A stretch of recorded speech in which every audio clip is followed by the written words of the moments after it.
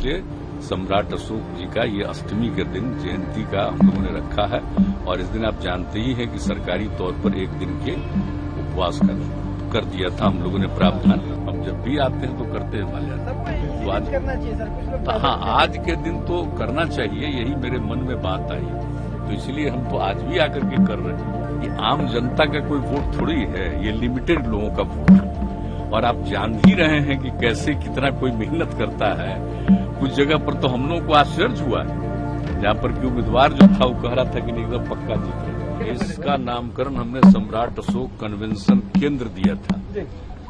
और उसके लिए सम्राट अशोक के जितने बहुत सारे लोग जिनकी चर्चा करते थे, उन लोगों ने हमसे मुलाकात की थी।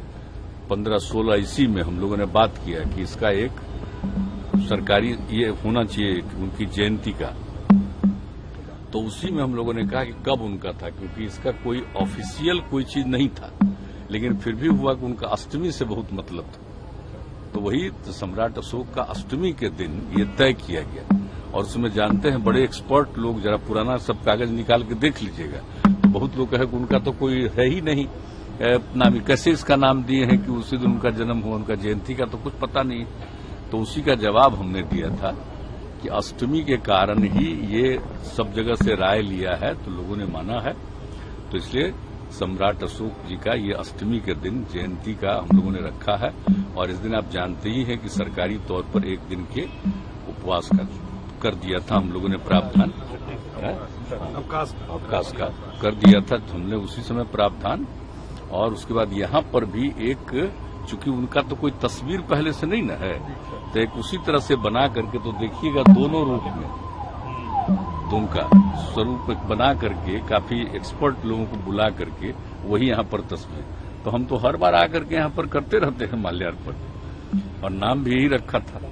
तो अभी हमने सोचा कि भाई नहीं, इनका सम्राट अशोक कन्वेंशन केंद्र में यहाँ लगा दिए हैं। तो आज के दिन जब इसका हम लोगों ने बनाए हुए हैं, आज एक विशेष समारोह बनाए हुए हैं, तो यहाँ पर चूंकि हम लोगों ने एक मूर्ति, एक सांकेतिक रूप से हम लोगों ने स्थापित किया है, तो इसी को एक राजकीय समारोह इसको भी बनाना है, इसका भी माल्यार्पण करने के लिए। तो हम तो आते हैं, बराबर आकर के करते हैं। तो ये आप लोग नहीं देखे होंगे, कोई देखे भी होंगे। हम जब भी आते हैं तो करते हैं माल्यार्पण। तो आज करना चाहिए सर, कुछ लोग हाँ, आज के दिन तो करना चाहिए, यही मेरे मन में बात आई।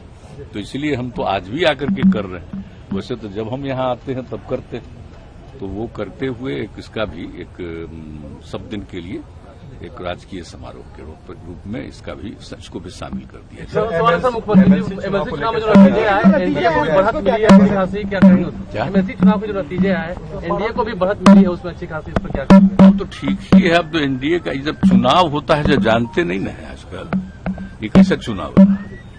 ये आम जनता का कोई वोट थोड़ी है, ये लिमिटेड लोगों का वोट है। और आप जान ही रहे हैं कि कैसे कितना कोई मेहनत करता है। कुछ जगह पर तो हम लोगों को आश्चर्य हुआ है, जहाँ पर कि उम्मीदवार जो था वो कह रहा था कि नहीं एकदम पक्का जीत रहे, लेकिन कोई रिजल्ट दूसरा होता है। तो पता नहीं क्या होता है, तभी सोच लीजिए, इसका तो एक रूप ही दूसरा है। इसका तो कोई वैसा चीज नहीं है। इसमें क्या है, पिछली बार भी क्या था, पिछली बार भी जो चुनाव हुआ था, तो उसका तो याद करिए ना भाई। पिछली बार में उस समय तो हम लोगों का माने अलायंस था, आरजेडी वगैरह सब हम लोग थे, तो उसमें क्या था, तब बीजेपी को काफी सीट मिली थी। तो इस बार में कौन कितना जीतेगा इसके बारे में कुछ नहीं। तो इसलिए कुल मिलाकर के जो भी नतीजा है, अब जो भी इसके मतदाता हैं, अब उन्होंने जो भी मतदान किया है, तो जिनको भी जिताया है, इसकी जिम्मेवारी उनकी है। तो जो भी जीते हैं सबको मेरी बधाई है। सर 10 तारीख को सर कल आप जा रहे हैं? तो जाएंगे, चूंकि एनडीए का ना मामला, तो जाएंगे। विपक्ष भी सर काफी कह रहे हैं कि हम आश्वस्त हैं इस सीट को लेकर। जो क्या उसका कहना, हम लोग तो जाएंगे। हमको ऐसा लगता नहीं एनडीए जरूर जीतेगा, ऐसा हमको लगता है। ठीक है सर, ठीक है।